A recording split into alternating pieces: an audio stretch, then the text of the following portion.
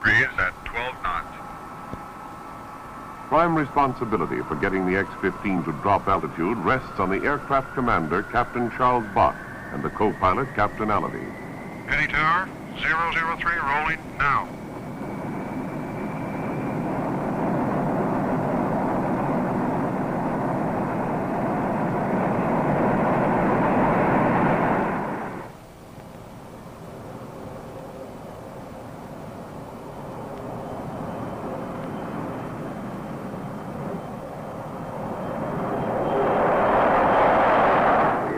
As the bomber climbs out, the litany of checkout drones on. Item after item.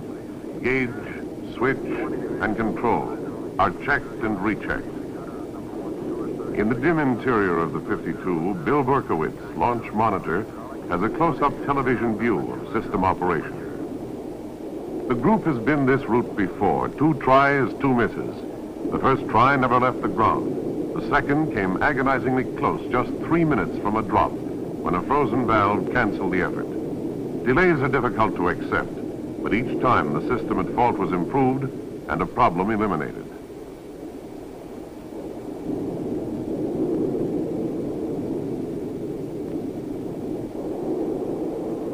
Fuse coming on now. Number 1 first.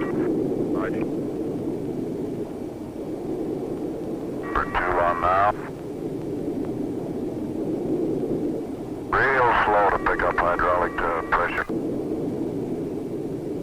It grabbed off in about 5 seconds. 3 minutes to drop.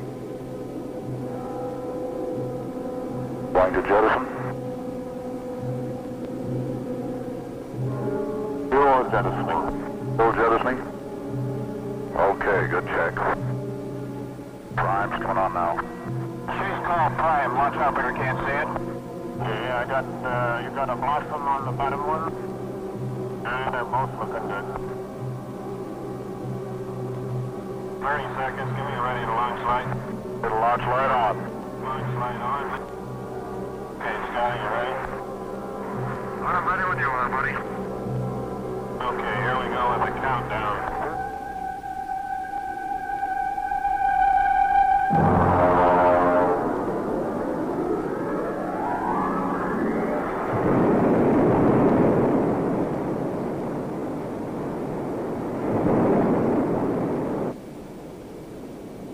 Got 8 of them going. Roger. Heading uphill at 33,000 feet. Roger. Looks good across the board. And I'm on number 1 and climbing for 35. Roger. Direction looks good, Scotty. Right on, you look real good. Okay, fine. One up on 50. Level. Right. Take a little speed, I'm gonna ease off. Right. Left turn. Right.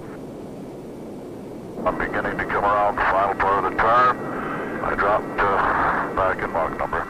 The record showed Mach 2.1, over twice the speed of sound, 1,385 miles an hour. Burn out. Right. On the first try, man and plane went 1/3 the way to the goal of 6 times the speed of sound. As the X-15 slows to subsonic speeds, the chase planes catch up and the glide portion of the flight begins. Now on a southerly heading, Crossfield begins his long glide to landing from 46,000 feet. Time in the air is precious, and the checkout continues all the way down.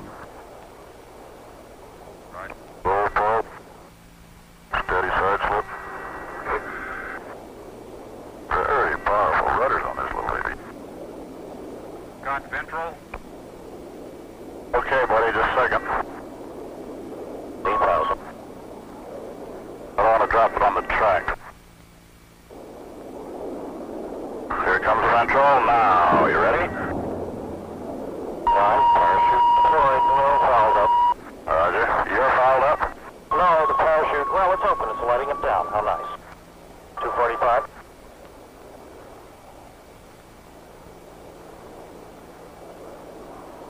245. It's pretty good cross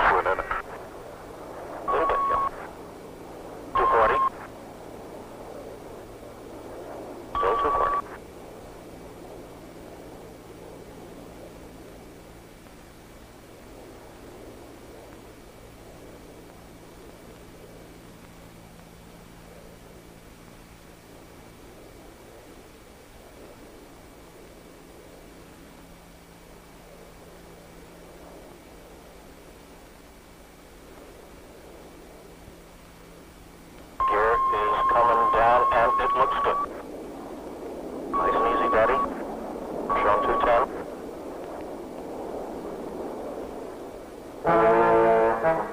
Though researchers were concerned with the supposed impenetrable sound barrier, the X-1 slammed through this barrier to aviation progress with a series of flights well beyond Mach 1.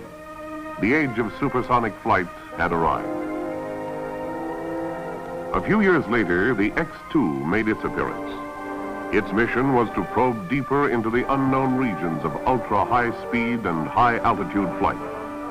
It set records, too, peaking out at 126,000 feet and achieving over 3 times sonic speed. Even while the X-2 was still flying, planners were looking toward the next step into the future, a combined airplane and space vehicle, the X-15. The plan calls for this craft to start at the dry lake and ride with a carrier plane out over Utah. Its progress will be watched and marked by tracking stations spotted along the flight path, a corridor known as the high range. Masses of new information will be radioed back to ground stations. Flying beyond the atmosphere at ultra-high speed has its penalty: heat. As the atmosphere is re-entered, air friction will heat parts of the plane to a red glow, 1,200 degrees Fahrenheit. Past the critical re-entry phase, the X-15 approaches the Earth as an airplane, bringing our eyewitness back from beyond the sky. From the drop to the landing, one man, the pilot, will be in control. High-altitude rockets have shown that outer space is totally hostile to human beings. Man must have a spacesuit to survive. This multi-layer suit is complete with air conditioning, pressurization, oxygen supply. It gives the comfort and mobility needed to control an airplane or a spacecraft, yet it could sustain life on the moon. Suppose the pilot had to eject, bail out. Would this suit save him? A series of checks were made using the rocket sled to build up the speed to over 1,000 miles an hour.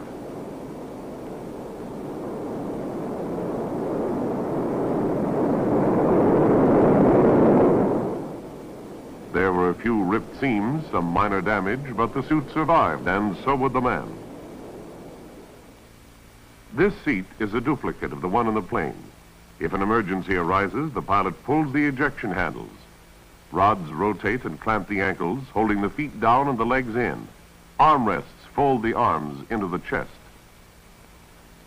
While these tests continued, engineers readied a second sled. This one, a complete nose section. It was used to check the ejection cycle. Tests had demonstrated that all units worked separately. Now, how did they work in sequence with split-second timing?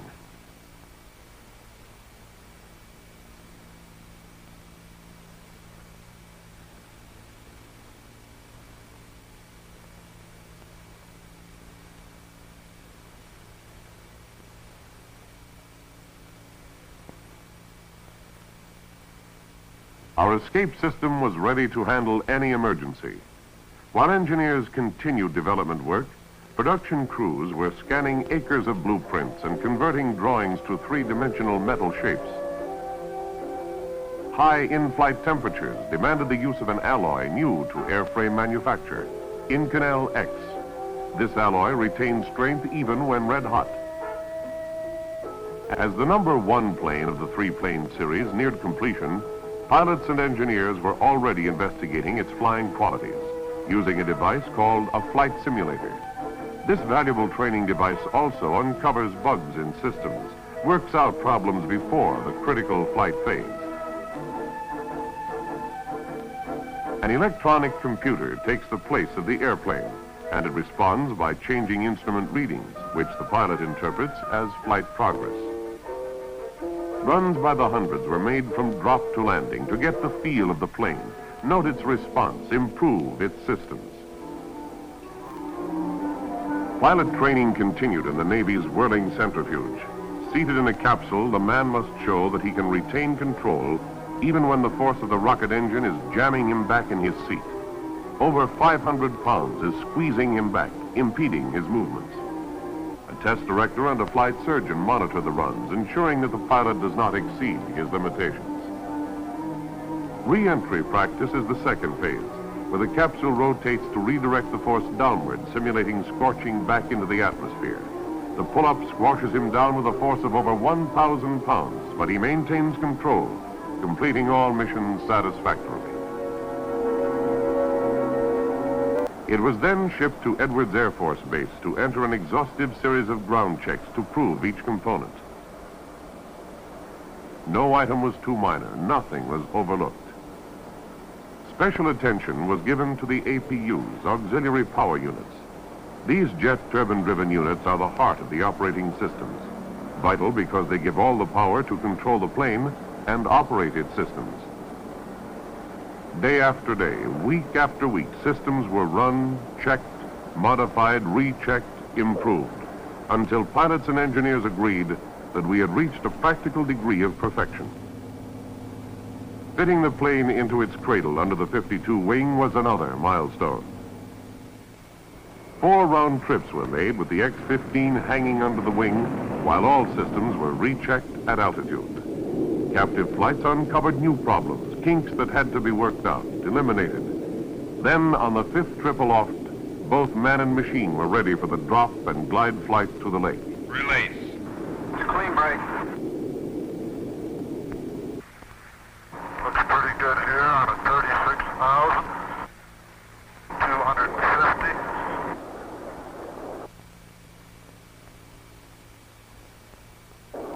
Every flight ends in a glide, since fuels are used in one all-out 3-minute burst.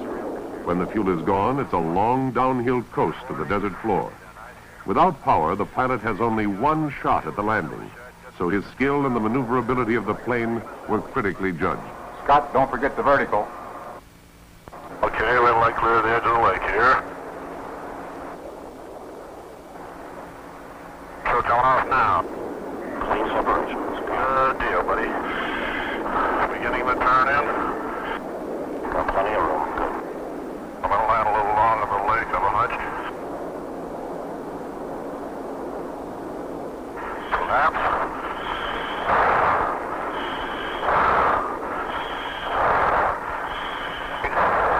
Take it easy, the gear. You got it? You're about 30 feet. Now just hold her steady and you'll settle right there. Safe landing was a mark of success. Performance was as planned. The X-15 is now the world's most advanced glider. The next step, adding power to sustain flight. This is the second airplane of the series. While number 1 was making its glide flight, another crew was readying the second model for engine runs. The first few tries will be made with well-proven engines, ones previously used in earlier X airplanes. Crew members move to the protective shelter of the blockhouse as the engines are primed for light-up.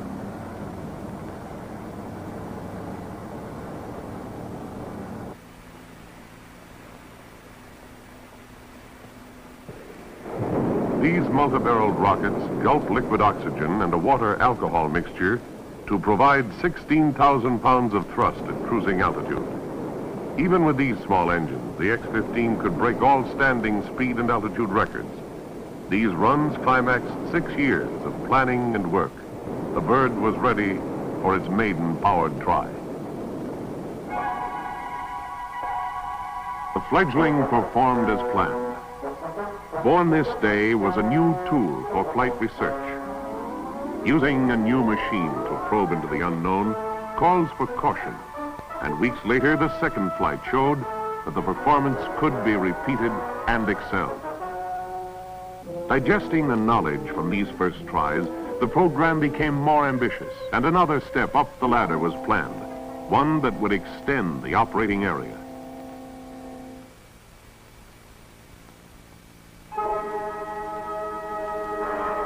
Countdown for powered flight begins at midnight. The previous week has seen many test hurdles, each one met and overcome, each one establishing with greater authority the right of the X-15 to be in this fueling area.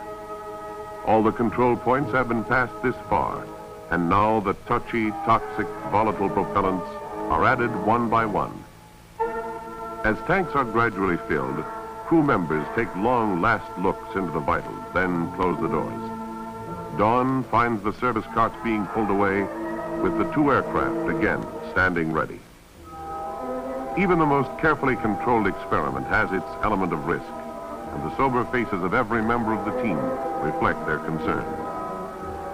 Each research flight has fresh new goals. Each one is a cautious step forward into unexplored areas.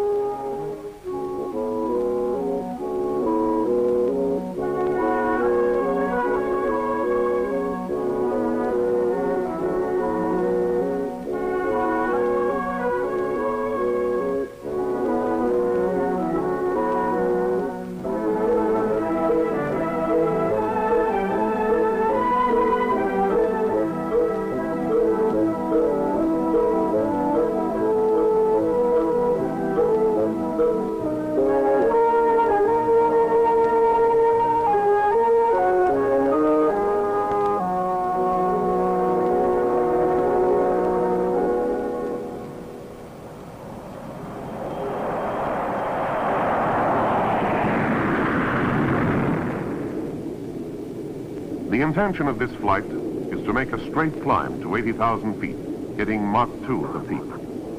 The now routine checks of plane and engine pass uneventfully, and just past 9 in the morning, the third voyage of the X-15 begins.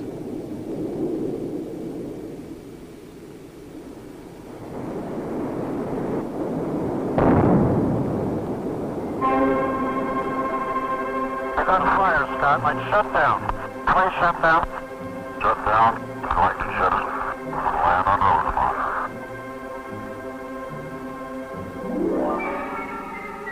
In a split second, the plan of exploration is abruptly changed to one of survival as the pilot fields out the plane for damage and heads for Rosamond, an emergency landing area. Never has the pilot been more vital. Now it's his responsibility to get the plane on the ground safely if he can. Hey, Scott. Jettison the ventral anytime. Ventral coming off now, boy.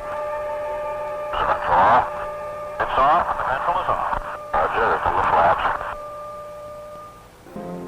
Trouble came in pairs on this day. The engine failure was complicated by a structural break, and both were at this time unexplained. The plane was on the ground, the pilot safe, but there were new problems. Investigators found that the rocket engine had suffered an ignition failure, leaving a chamber loaded with explosives. When this mixture finally ignited, the chamber ruptured. This explosion triggered another series of events leading to additional damage. Under normal conditions, the tanks are almost emptied, but jettison in a nose-down emergency glide leaves more propellants, more weight in the fuselage. Because of this increased weight, the nose of the plane had to be higher than usual during landing. Although the touchdown was smooth, the nose-up angle was beyond the design limits, and the break occurred when the nose wheel slammed to the ground. A day and a half after the accident saw the airframe in its original jigs at the factory. The damage that seemed crippling was quickly repaired, and the broken halves rejoined. This whole project is one set to gain knowledge, and even from failures, lessons are learned. The fuselage was strengthened and landing gear was redesigned to absorb more shock. The rocket engines were modified to increase reliability. 5 weeks after the unsuccessful try, the plane, now whole and improved, began its trek back to Edwards Air Force Base.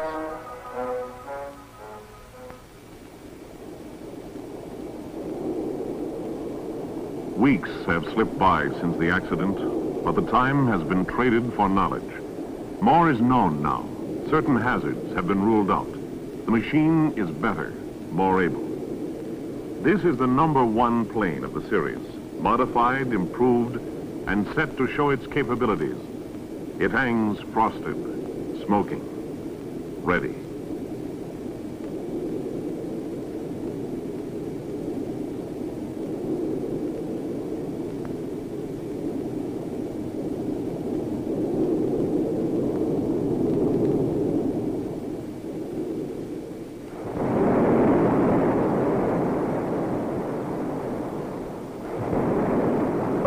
good from back here. And they look very good across the door.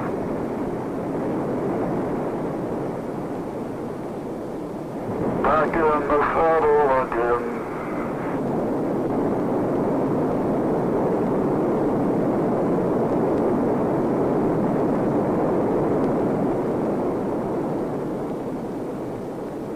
Pouring on the rocket power, the X-15 speaks to a new high of Mach 2.5, 1,660 miles an hour at 67,000 feet.